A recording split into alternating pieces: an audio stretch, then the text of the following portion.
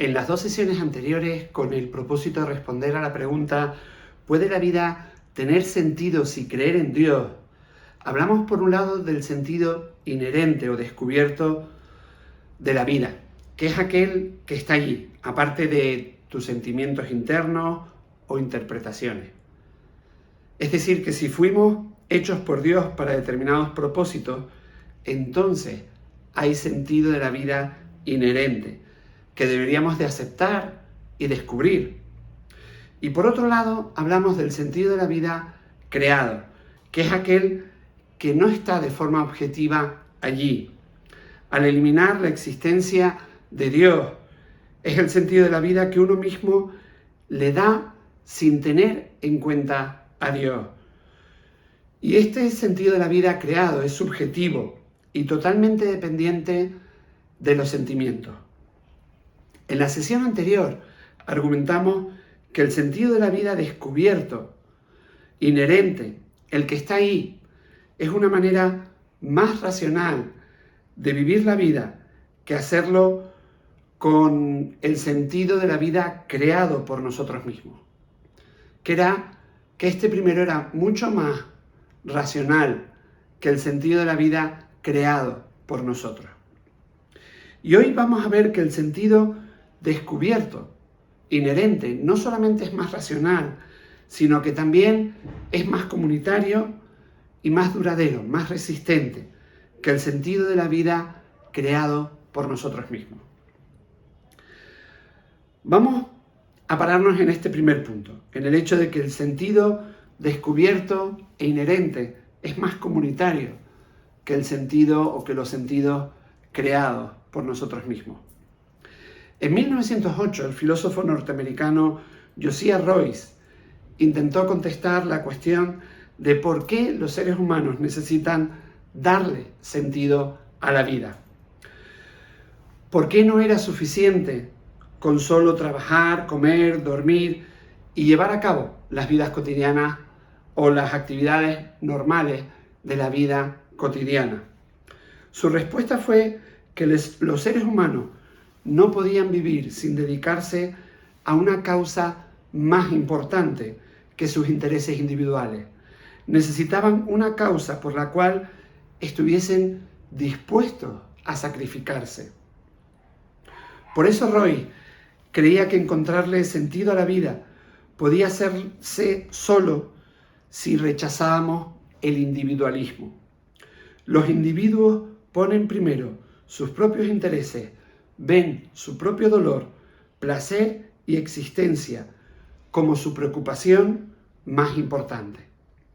En cambio, los individualistas modernos veían la lealtad y el autosacrificio como un error enorme, porque de alguna manera dejaban al individuo vulnerable a la tiranía, argumentaban ellos.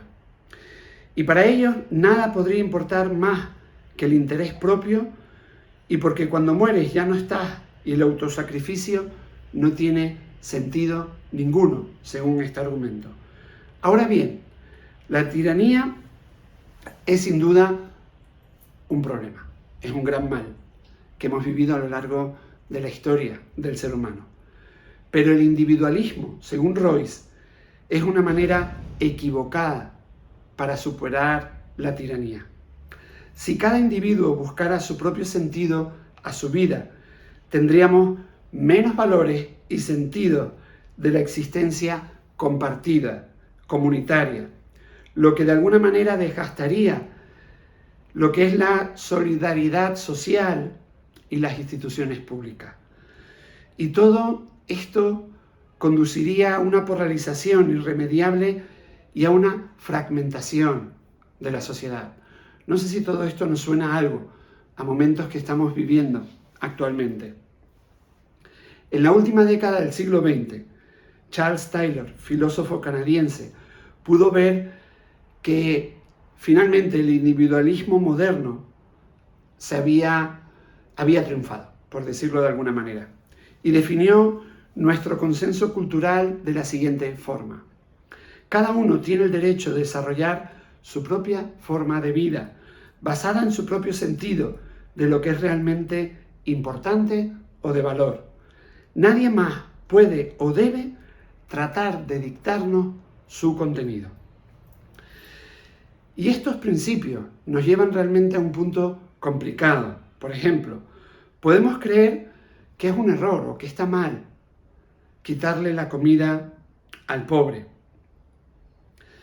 Pero en una cultura de sentidos creados somos incapaces de explicar por qué es así. Tu sentido de la vida podría ser ayudar al necesitado, pero mi sentido de la vida puede ser el hacerme rico al abusar de ellos. Y cómo en el contexto de los sentidos creados por uno mismo podemos explicar por qué mi sentido de la vida que yo escogí está equivocado. ¿Cómo puedo llegar a esa conclusión? Que mi sentido de la vida escogido por mí está equivocado con respecto al tuyo.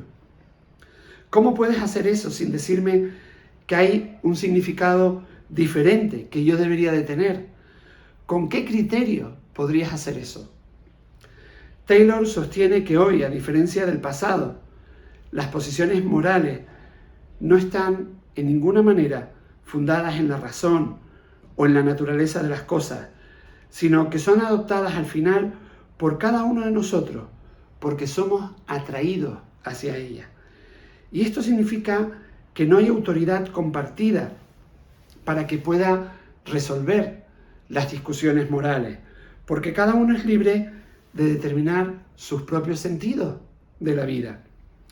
Puedes argumentar lo siguiente, por ejemplo, si eres libre, pero no lo eres si usas tu libertad para dañar a otro.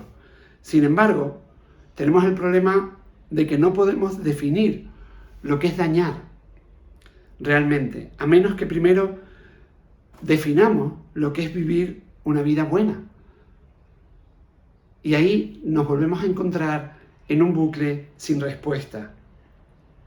Sin el sentido de la vida descubierto, compartido a nivel social, no tenemos el fundamento para decirle al otro, debes de dejar de hacer eso.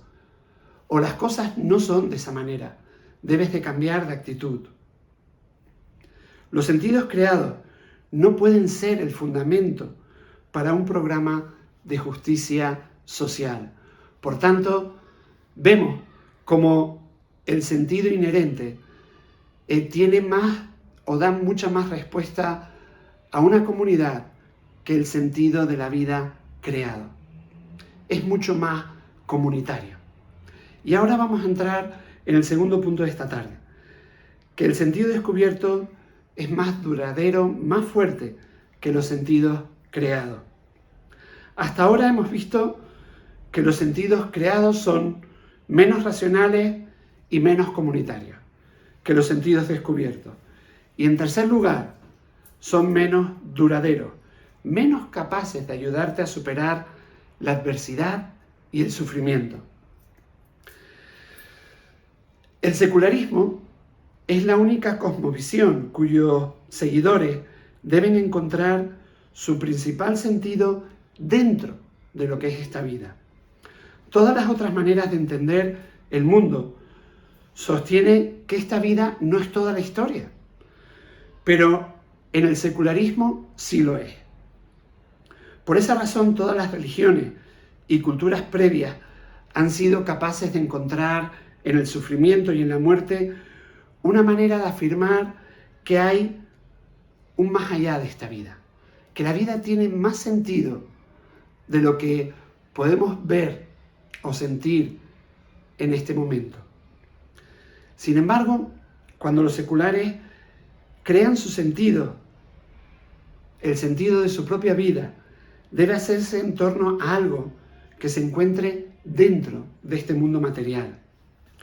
Podrías estar viviendo para tu familia, o por una razón política, o por un proyecto determinado, o para lograr determinadas metas profesionales. Por lo tanto, para tener sentido en la vida, esta debe de ir bien, debe de funcionar bien. Pero cuando el sufrimiento altera esta realidad, tiene el poder de destruir tu mismo sentido de existencia. Tiene el poder de hacerte plantear de qué sirve todo lo que he hecho hasta ahora. El enfoque secular hacia el sentido de la vida puede y te deja vulnerable a la realidad de cómo la vida transcurre en este mundo, de cómo es la vida realmente, con problemas, con dificultades, con sufrimiento y con injusticias también. Viktor Frankl fue un doctor judío que sobrevivió a los campos de exterminio durante la Segunda Guerra Mundial. En su libro El hombre en busca de sentido, explora los motivos por los cuales algunas personas, bajo condiciones muy difíciles, parecían que se podían mantener fuertes y amables, mientras otras personas simplemente se rendían o incluso se convertían en colaboradores de los opresores para poder sobrevivir. Su conclusión fue que tenía que ver que toda esta reacción, el que reaccionaras de una manera u otra, tenía que ver con el sentido de la vida de la persona, con el sentido de la vida que tenía cada uno de ellos. Muchos habían hecho de su profesión, su condición social o su familia, su sentido de la vida, de cualquiera de estas razones, tanto de su profesión, de su condición social o de su familia. Y se basaron en cosas de esta vida que precisamente los campos de concentración les arrebataron y les quitaron por completo. Y de esa manera su sentido de la vida se fumó. Algunos colapsaron psicológicamente y espiritualmente y con frecuencia murieron al hecho de darse cuenta simplemente de que no tenía sentido seguir viviendo de esa manera y darse por vencidos. Otros colapsaron moralmente. Ellos estaban preparados para usar cualquier medio, incluso la fuerza bruta, el robo y la traición a sus amigos para salvarse. Lo que antes no habían sido capaces de hacer en esas condiciones, eran capaces de llevarlo a cabo. Aquellos que no se desmoronaron, en cambio, muchas veces tuvieron un referente distinto, que trascendía a las circunstancias de esta vida. Muchos prisioneros buscaron la profundidad y la fuerza en las creencias religiosas. Frankl descubrió que la única manera para que sobreviviera la humanidad de los prisioneros, para que realmente pudieran seguir adelante, era reubicar el sentido principal de sus vidas en algún referente trascendente, algo más allá de esta vida e incluso de este mundo. Y todas las otras religiones y culturas fuera de la sociedad secular hacen precisamente eso. El sentido de la vida puede ser, por ejemplo, escapar del ciclo de reencarnación para entrar en la dicha eterna, o escapar de la ilusión del mundo para fusionarse con el alma total del universo, o descansar con tus antepasados después de vivir una vida honorable con fidelidad a tu familia, o como en la fe cristiana, llegar a ser como Cristo y vivir con Dios y con otros en amor y gloria para siempre. En cada caso, la adversidad no puede destruir el sentido de la vida.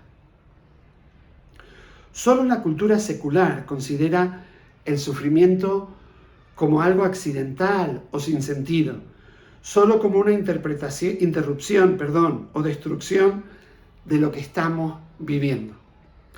Y así nuestra sociedad hace difícil afirmar, o es complicado afirmar en medio de nuestra sociedad sin reserva, que la vida es buena, que la vida vale la pena, incluso en medio del dolor y del sufrimiento. Las sociedades occidentales son quizás las peores sociedades en la historia de nuestro planeta en preparar a las personas para el sufrimiento y la muerte. Pues el sentido creado no solamente es menos racional, menos comunitario, sino que también es menos resistente. Hemos visto que vale la pena pensar en todo esto, en qué postura le da mejor respuesta al sentido de la vida. Si de alguna forma el cristianismo, como hemos planteado, o el secularismo. Y creo que hemos llegado a conclusiones importantes, pero al mismo tiempo es vital que tanto creyentes como seculares no nos insultemos, no nos faltemos el respeto, sino que todo lo contrario, que seamos capaces de escucharnos, de poder discutir en armonía, de poder intercambiar ideas y de ver cuál de ellas da respuesta a mejor, en este caso que estamos hablando del sentido de la vida, da mejor respuesta al sentido de la vida. Y eso, aunque haya desacuerdos grandes, ambos debemos respetarnos y ser capaces de compartir nuestros argumentos. Parte de la vida o de la riqueza de la vida cristiana reside en las maneras en que el cristianismo le da sentido a la vida, las cuales son distintas completamente, no solamente al secularismo, sino también distintas a otras formas de religión. A diferencia del concepto del karma, el cristianismo enseña que el sufrimiento es muchas veces injusto y que no es justificado por las acciones de una vida anterior. A diferencia, por ejemplo, del budismo, el cristianismo enseña que el sufrimiento es una terrible realidad, no una ilusión que debe superarse con el desapego. A diferencia de otras culturas basadas en los conceptos de honor y de la vergüenza, el cristianismo no encuentra nada que sea noble en el sufrimiento, ni piensa que el sufrimiento se debería de celebrar. A diferencia del secularismo, el cristianismo enseña que el sufrimiento puede ser significativo, que puede hacerte madurar, crecer, hacer algo de ti que vale la pena. La razón para todas estas diferencias es que el punto de vista cristiano sobre el universo es muy, pero que muy diferente al resto de posturas. ¿Cómo pueden los cristianos estar seguros que esto está reservado para ellos? Que realmente esto que hemos comentado es la respuesta, es una respuesta válida para ellos. Eclesiastés, que es el texto bíblico que hemos leído al principio de la sesión anterior y de esta sesión también, explora la búsqueda del sentido de la vida. Comienza con la declaración: nada tiene sentido, dice el maestro, ningún sentido en absoluto. Y el argumento del autor es que la vida no tiene sentido debajo del sol. Y para demostrarlo, él realiza un experimento de reflexión, un profundo y elaborado experimento de reflexión. ¿Cómo debemos de considerar la vida sobre la tierra, aparte de la existencia de lo sobrenatural, aparte de la existencia de Dios o de la eternidad? Y el autor trata de encontrar todo su bienestar, felicidad y sentido dentro de los confines de este mundo material. Y luego examina a su vez el placer sensual, la filosofía, la sabiduría, el aprendizaje, el trabajo, los logros que podamos conseguir en esta vida. Y descubre que todo esto no proporciona el sentido de la vida ante la realidad de la vida y de la muerte. Y si la vida debajo del sol tiene poco sentido, entonces todos en algún momento experimentamos hastío, soledad, sin sentido. porque todos estamos separados de una relación directa con Dios, que fue aquel que nos creó para que pudiéramos tener una relación con Él, precisamente. Y la enseñanza cristiana es que la raza humana entera está separada de la presencia y del amor de Dios, precisamente por nuestro egocentrismo y nuestro pecado, por ese hecho de querer vivir nuestra vida como nos da la gana. Y por eso todas las personas luchan en ocasiones con una falta de propósito, de sentido en la vida. Pero no podemos olvidar que también los evangelios nos marcan históricamente que Jesucristo murió en la cruz, clamando lo siguiente: Dios mío, ¿por qué me has abandonado? Y el cristianismo nos enseña que Jesús murió para tomar Él nuestro lugar y para pagar y morir por nuestro pecado. Y que Jesús fue separado para que nosotros pudiéramos tener una relación con Dios.